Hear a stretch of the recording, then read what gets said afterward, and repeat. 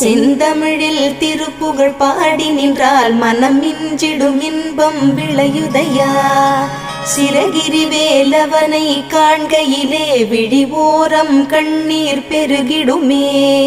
கந்த சஷ்டி கவச்சம் போதுவோர்க்கு கந்தன் கருணை என்றும் துணை வருமே.